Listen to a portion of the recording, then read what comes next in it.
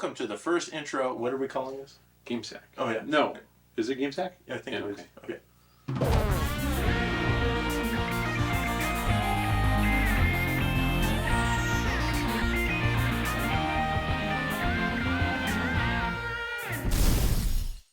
Hello and welcome to the 369th episode of Game Sack. I'm Joe. And I'm Dave. And today we're going to talk about all the games for the Sega Menacer. And don't forget the SuperScope. Nice. Yeah.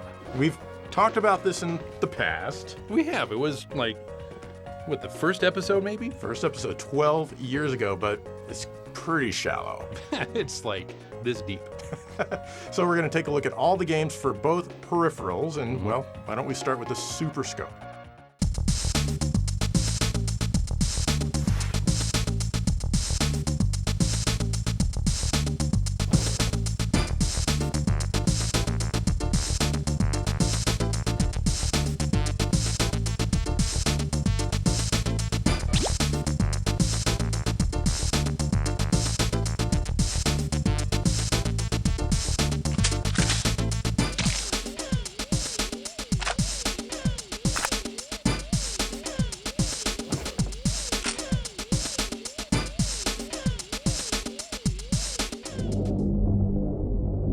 Let's start with the SuperScope 6 game pack. This was included in the first wave of units. Mine was part of the following wave and it wasn't included.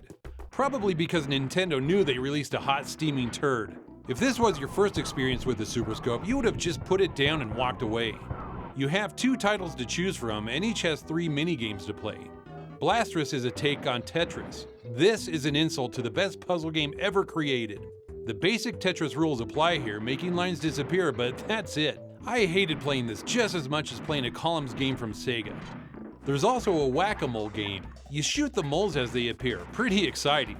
And by that I mean boring. The other title is Laser Blazer with 3 minigames having you shoot down missiles and ships in different scenarios. There's absolutely nothing entertaining to do here. The whole experience is so boring and cringeworthy that this game would do nothing to help sell units. Shame on you, Nintendo, for giving this the green light.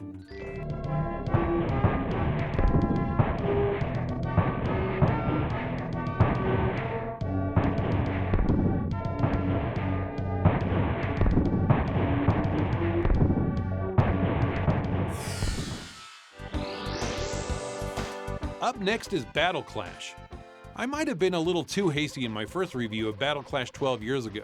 I mentioned that it left my noodle limp after playing it. In hindsight, I don't think it was the game that left my noodle limp, as it must have clearly been the presence of Joe and his stupid Sega Menacer, both in my basement office, that caused my limp noodle. Playing the game today, I felt I actually had a decent time with it. Not amazing for sure, but definitely not bad.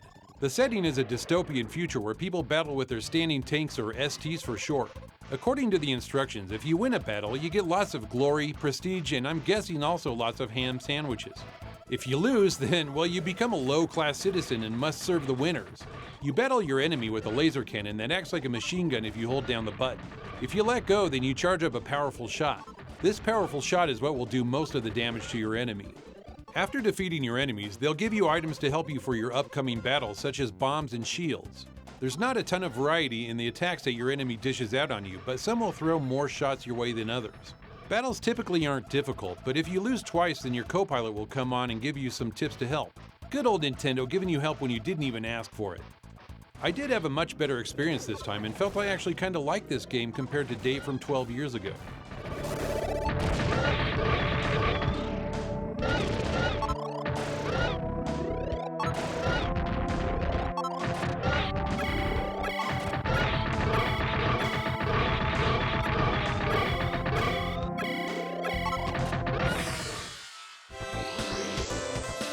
And here's Metal Combat: Falcon's Revenge.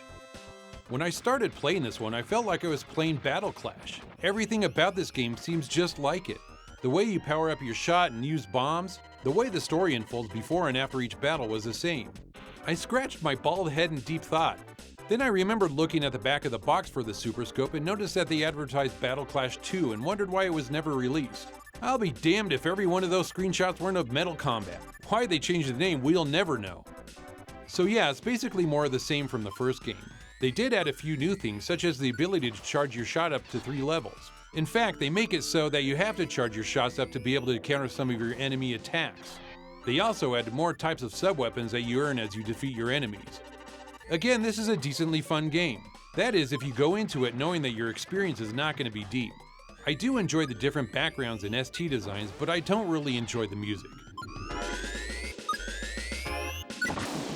There's some multiplayer here where one person uses the bazooka and the other uses a standard controller to control the ST that's on the screen. Not a bad package and a good entry for the tiny library.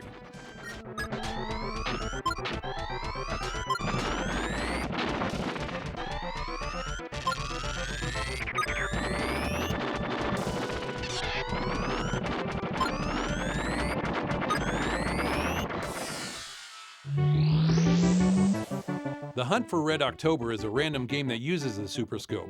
The main gameplay is a side-scroller with you fighting the absurdly large Russian Navy. The SuperScope is used during segments which puts you into a first-person view. I like the idea of it, and it fits since it works well with the SuperScope, but ultimately it's kind of a chore. Who wants to have to put down the controller and pick up the SuperScope? Then you have to calibrate it just for a level that lasts about 20 seconds. It's a novel idea, but just way more hassle than it's worth.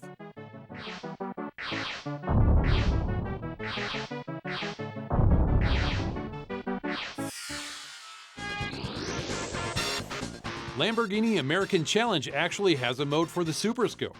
When you're done playing this average racer and want to kill a little bit more time, just grab your bazooka. You can race and blow up your rivals all at the same time. The gameplay is surprisingly responsive using the peripheral.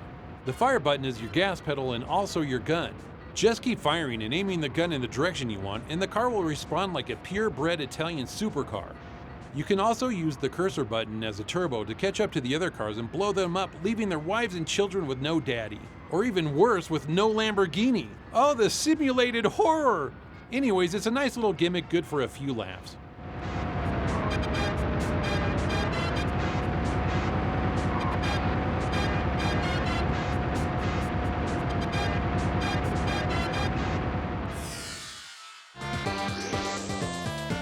Another random game that uses a SuperScope is Lemmings 2: The Try. You can use the bazooka here to shoot lemmings on the screen. Just hold in the fire button and this will give you control of the cursor on screen. Lemmings get hit automatically when you put the cursor on them. Is it fun? No. Is it cool that they added this feature? No. But I'm only saying this because I'm not a fan of lemmings to begin with. This game makes my noodle limp.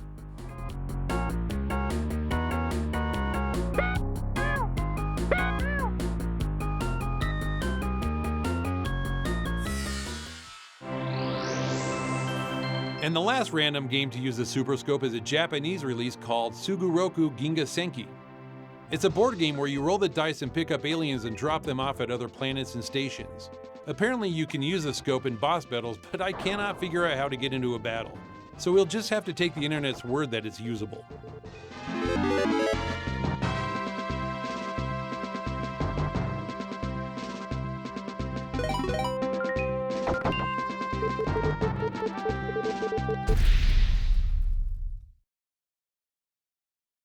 Wow, Dave, the SuperScope library is pretty shallow. Oh my god, dude, it's unbelievable. It's like, what's the point really, but You've got more games to talk about. I do. Let's move on to Bazooka Blitzkrieg by Bandai. In this high-precision game, you use your SuperScope to take out the once peaceful Cylon army of cyborg fighting machines. Why do all the good inventions have to turn against humanity? I mean, really? As you can plainly see, you're on a forced scrolling screen shooting the bad robots down. There's no human around, so you don't have to worry about shooting innocent people. I like this game because the backgrounds have destructible elements to them. Windows and streetlights and such can all be broken. The game isn't easy, and you'll take a lot of damage throughout each level. Luckily, you can pick up icons for life, bombs, and shields. There's also a skull icon thrown in there that'll take some of your life bars, so yeah, don't shoot that one. You finish each level with a boss fight that is tough. If you don't know what to shoot first, you'll quickly die. Like I said, the game is overall enjoyable. I like the city settings and the bright graphics. A bit more variety in enemies would have been nice, but I guess Cylon only wanted different colors of the same robot. Makes it easier for them to manufacture, I guess.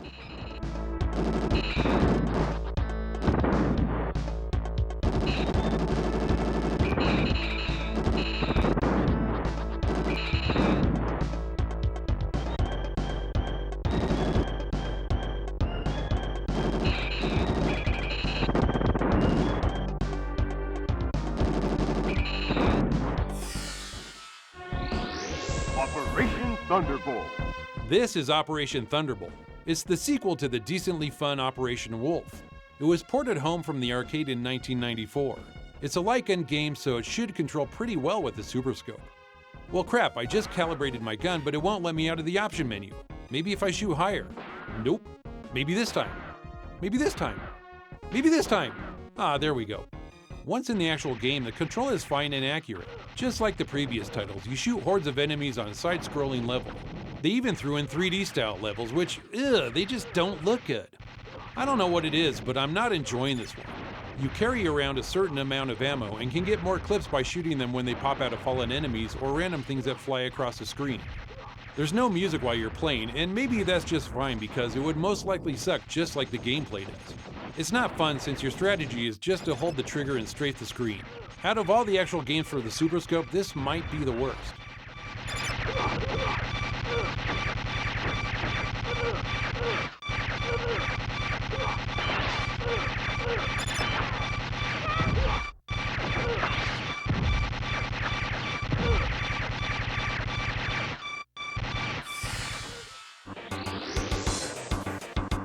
Let's revisit X-Zone.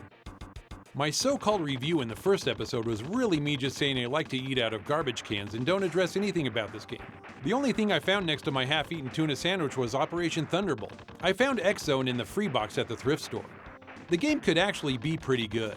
The main reason I'm not a fan is that I spend 85% or more of gameplay time shooting incoming missiles.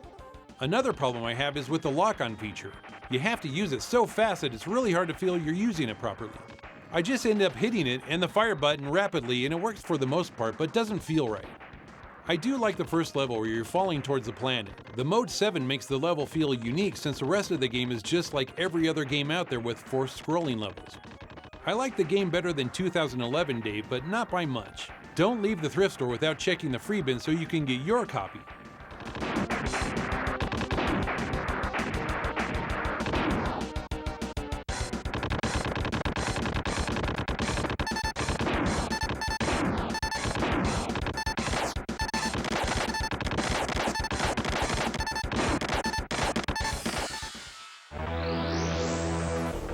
T2, the arcade game, is a good port of the arcade.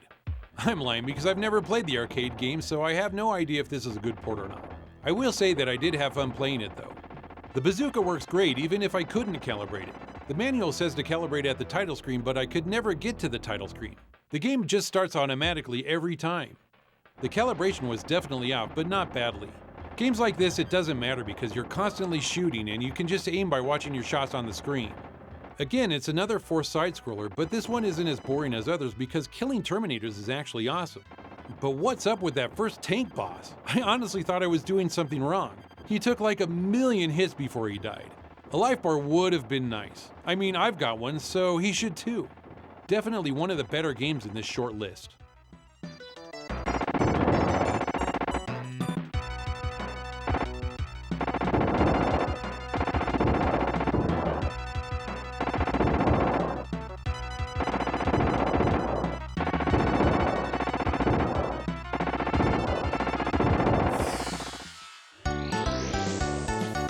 Yoshi's Safari is my second favorite SuperScope game. Mario is asked by Princess Peach to save the King and Prince of Jewelry Land. Jewelry Land? I know, it sounds stupid to me too. It must be on the fringes of the Mushroom Kingdom, right by Manscaping Land and Thong Land. You ride Yoshi like the work animal he is and shoot down all sorts of enemies you've seen in previous Mario games. Each of the short levels ends with a boss fight with the Koopa Kid. Spoiler alert, the final boss is a fight with Bowser. The game controls well and is fairly entertaining. You can play this one from beginning to end in less than 1 hour. I was hoping there would be a credit roll so I could verify that Koji Kondo didn't do the music. Seriously, it's the worst part of the experience. A whole library of Mario music and they go for this crap? There's a 2-player option where one person controls Yoshi and the other shoots. Since the only part of Yoshi you can control is him jumping, it's actually really pointless. Oh well, if you still own a SuperScope, I'd recommend this one as part of your library.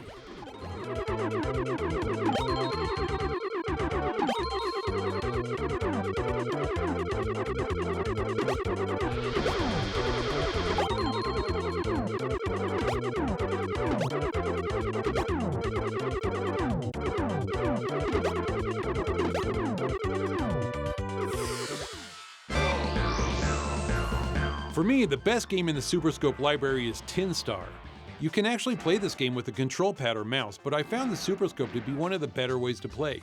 My only gripe is that shooting at objects around the border tend to not register. But that goes with all the games, not just this one. The game takes place over a week in the life of Tin Star. Each day has 3 parts. The first 2 are action scenes that will vary each day. The last part is a duel with a boss character. There's even a bonus scene where you shoot stars around a large-breasted mechanical lady. There really is no part of this game that I don't want to play, as they're all really enjoyable. The cutscene dialogue is funny and makes me smile with how silly the writing is. The colorful scenery and the Western melodies really make for a nice package. There's even some nice graphical effects with line scrolling that adds some nice depth to the levels like this jailbreak. This isn't a popular game by any means, but there is some charm in it that really keeps me interested. I should have chosen this for an underrated games episode.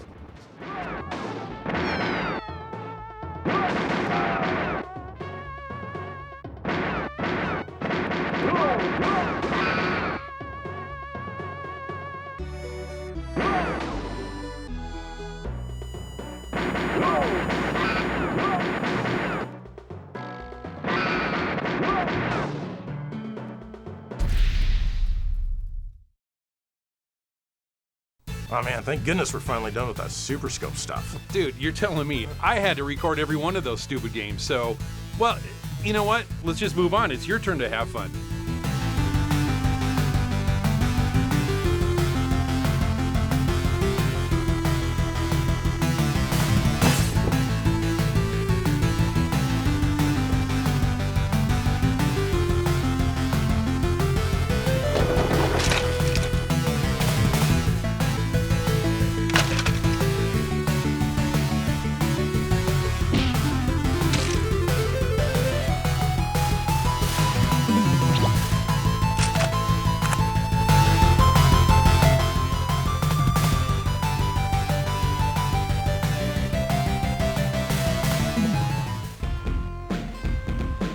Let's first take a look at the Menacer 6 game cartridge, which was included in the first wave of units. It includes 6 rather simple games. Honestly, I'm surprised they didn't include 7 just to one-up Nintendo. I mean, the Menacer was created in response to the SuperScope.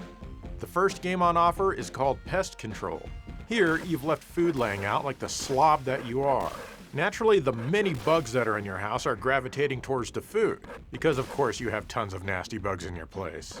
Rather than just put the food away, you need to shoot the bugs to kill them before they eat all of your delicious food. You don't have much visibility thanks to your detached retinas, so you have to look around carefully to find the bugs. Once you kill a predetermined amount of bugs, you move on to the next stage. The bugs get bigger and faster, and you need to kill more of them. If you fire too fast, your gun can overheat. It's fun for a few minutes.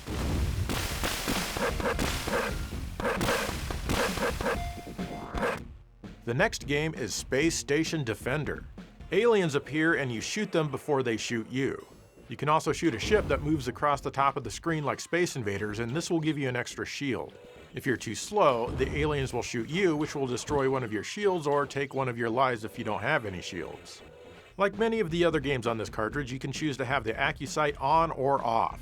With it on, you get a cursor that's always on screen, sometimes only for the first few stages. If you choose off, you can tell the game if you have the binocular module attached. This makes no difference in the gameplay, it just gives you a chance to line up your aim before you begin. Anyway, you have very limited ammo in this one, which is shown as power on screen. You need to aim where it says power at the bottom of the screen to recharge your gun. You probably wouldn't even think to do this unless you read the manual like I did. The background finally changes once you get to level 5. This is a good game for kids or those who are new to light gun games, but for me there's not much challenge or excitement here.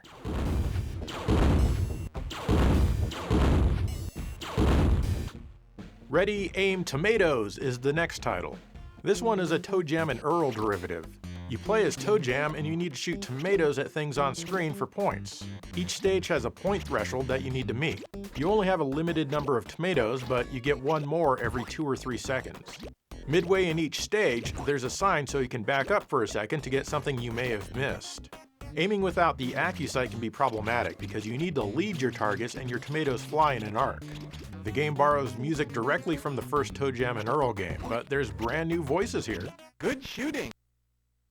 Not. Honestly though, I'd just rather play Toe Jam and Earl.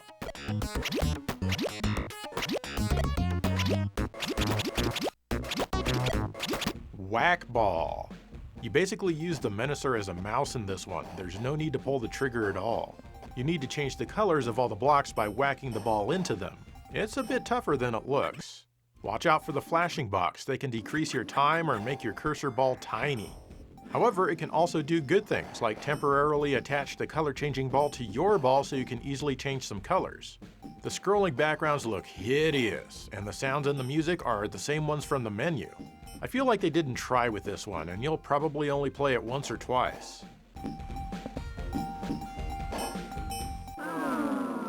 The next one is Frontline.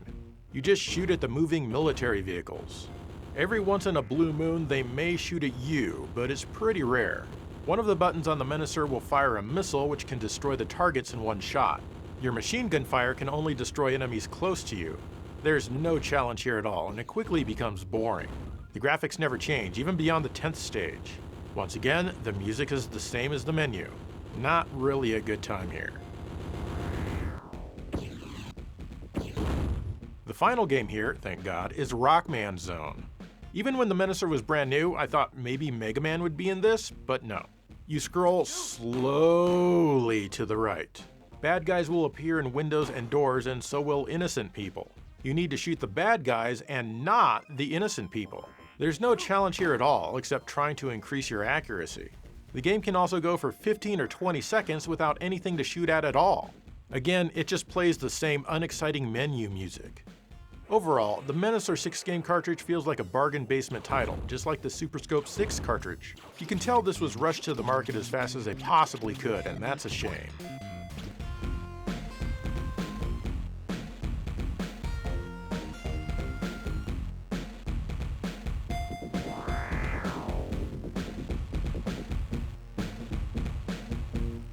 Shoot!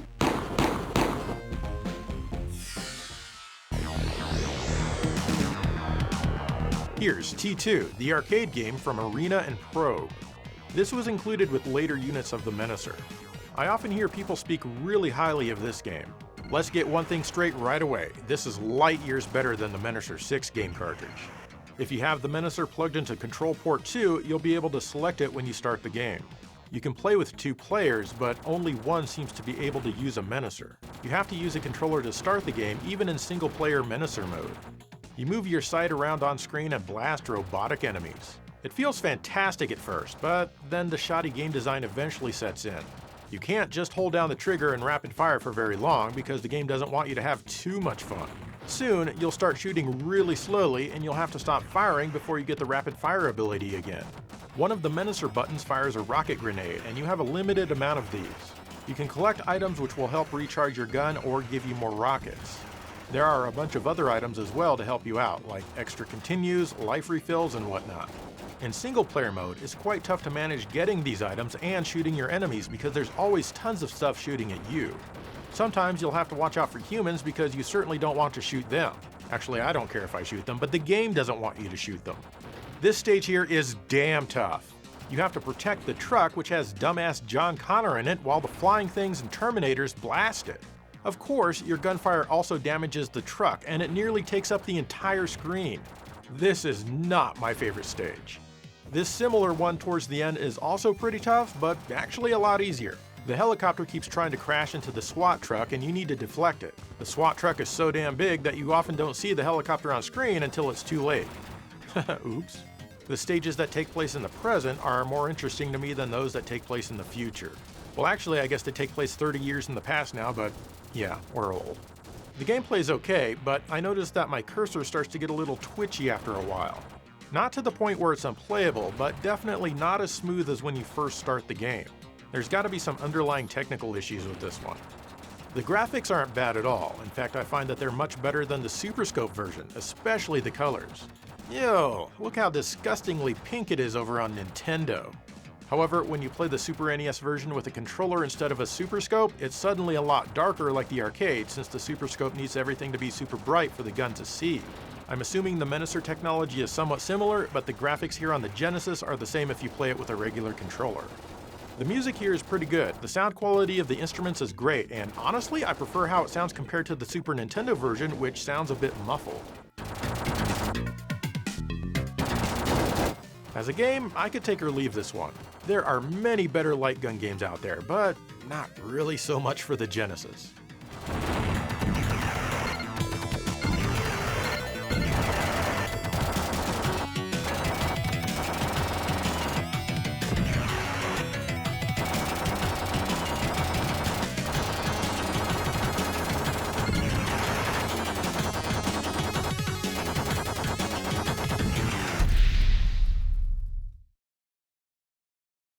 Joe, if I was given one word to sum up the Sega Menacer, I think it would be ew. And we're not done. Ew. Oh look, it's the exciting corpse killer from Digital Pictures on the Sega CD. Oh god, not the FMV Sega CD games again. Like I said in the very first GameSack episode ever, I can't get the Menacer to work well with this game at all. Even the calibration is wacky as hell. I try to calibrate, but even when I do, the aim is way off. There is a screen that tells you what each of the buttons do though. The game is almost playable, but not really. You can sometimes hit what you're shooting at, but not often. What's weird is that the screen flashes when I pull the trigger. I've never seen another Menacer game do that until now. At the end of the day, you're better off playing this one with a regular controller, but you're much better off not playing it at all.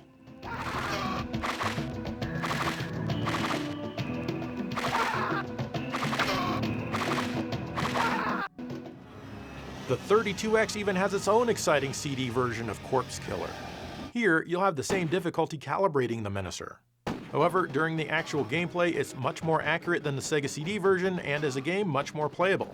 Also, obviously, the colors are a lot better. But there's a huge caveat to this. Using the Menacer causes the game to stutter like crazy. You can even hear it in the audio.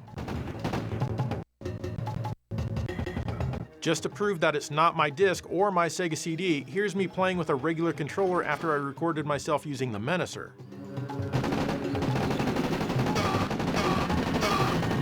Look, no problem at all, the game runs normally. I'm not sure what about the Menacer could be causing this, but it's clear that Digital Pictures had some huge technical hurdles that they couldn't overcome. Also, I've never seen a screen flash in such a way. All white and then stripes of white on the next frame.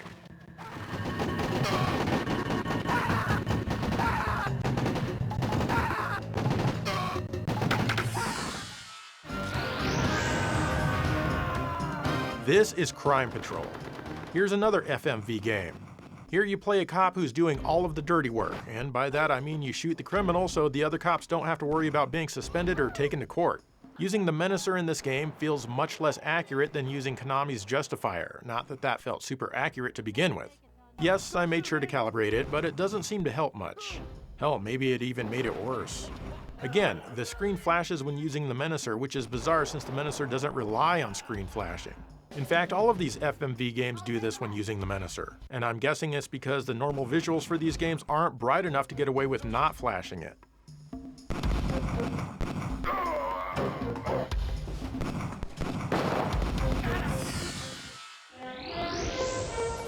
Here's Mad Dog McCree. The calibration on this one seems pretty good.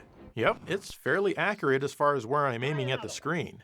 Unfortunately, the game itself requires you to shoot at specific times or you die. You can't shoot too soon, and believe me, you really want to.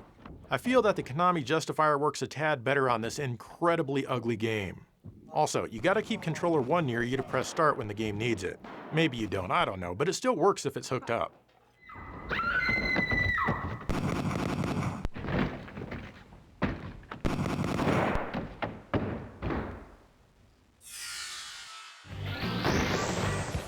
Mad Dog McCree 2, The Lost Gold is better than the first when using the Menacer. That's right, the accuracy here is even better than Mad Dog 1. In fact, I think it might even work a little bit better than the Konami Justifier, but not by much. However, the Justifier is way more comfortable to play with compared to the large and bulky Menacer. You no longer need to keep a controller near you to play this one. Maybe you didn't on the first game, but I'm not going to play it again to find out. Not that you should be playing either of these games on the Sega CD of all platforms.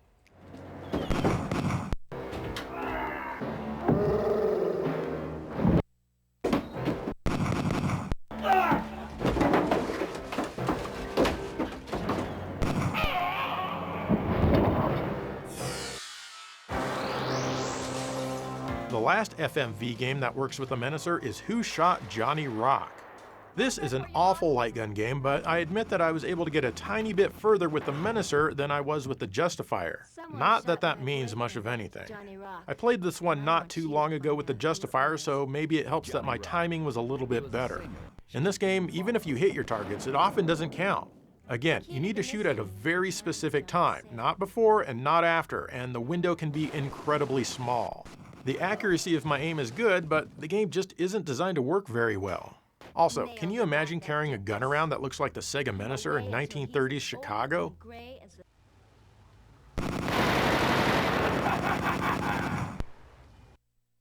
We're gonna have to shorten your nickname, Slugger, to Slug.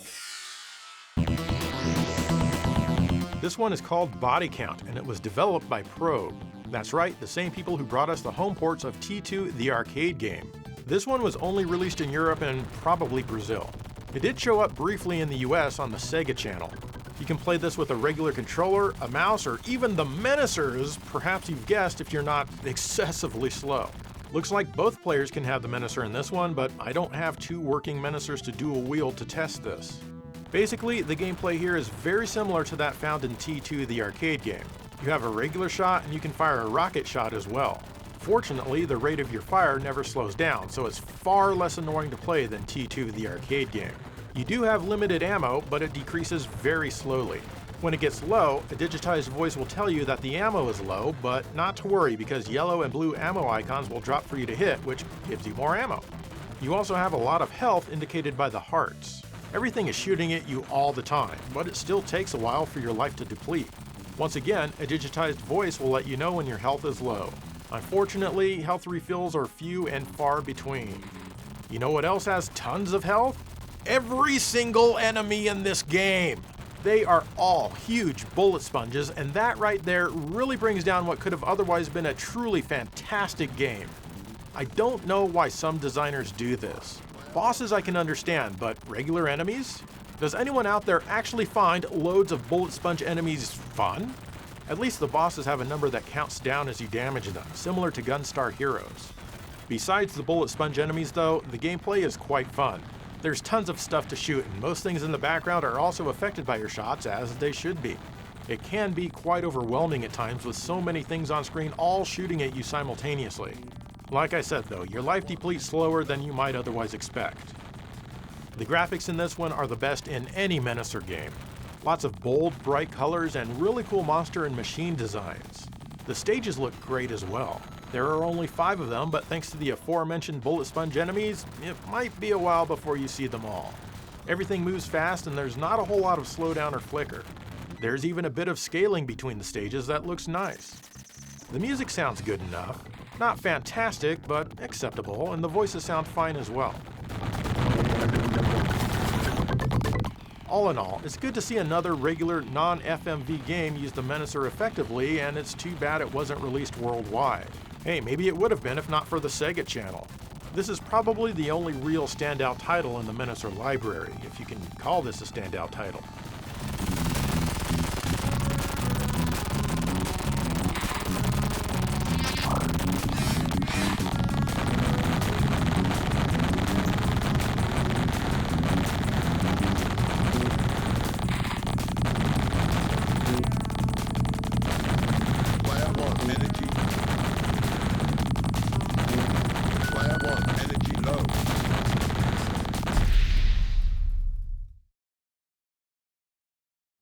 Well, there you have it, the SuperScope and the Sega Menacer. Both of them, as we've said, are very shallow. There's not a lot of games for them, and the games that you get are pretty much the same. They just suck. Yeah, they just suck. You're going to get a side-scrolling shooter that just is not fun to play. And I don't understand because, you know, back in the 8-bit era, we had a lot of great games for the NES Zapper and the Sega Light Phaser that were a lot of fun. Yeah, here, What nothing. happened? I mean, actually, 10-Star. 10-Star is one game I would play outside of this episode, and I still do kind of somewhat regularly. Yeah, and I just think when it comes down to it, both the SuperScope and the Menacer suck. But the Menacer sucks even more. That it does.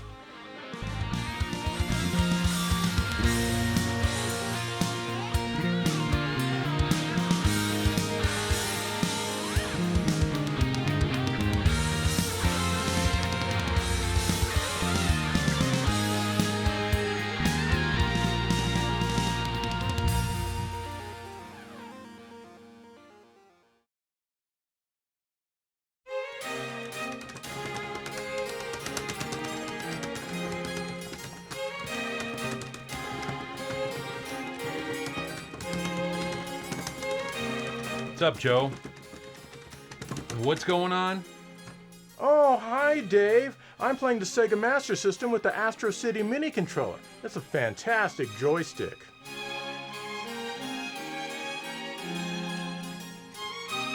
An arcade stick? Really? Yeah. That's impressive? That's not impressive. Joe, have you seen the one glaring problem with this whole thing? No. You're not in an arcade, and you're playing on an arcade stick. You're at home. Do you ever really wonder why I left the show? It's because of crap like this. Just another piece of Sega trash here.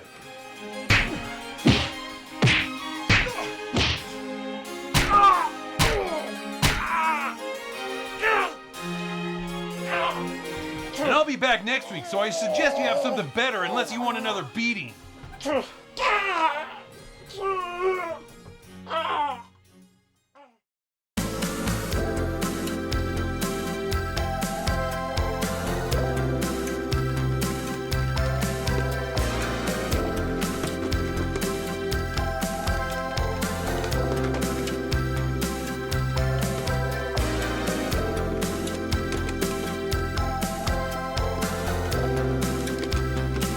All right, Joe, it's been exactly 1 week to the hour. What do you got?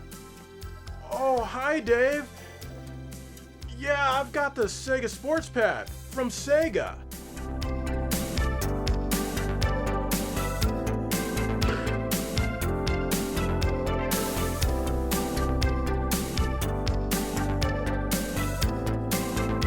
Wow, now this is more like it. The Sega Sports Pad features a trackball for more accurate, fast-paced action in all 3 compatible games. It features a rapid-fire switch to throw rapid touchdowns. It even has a really nice box. This features an actual cue ball used by billiards great Minnesota Fats. What an amazing piece of hardware. Much better than that stupid arcade stick. The box is even better and would look fantastic on my shelf. Here's a 1921 silver dollar. It's almost worth $2 now. Dollar menu, here I come.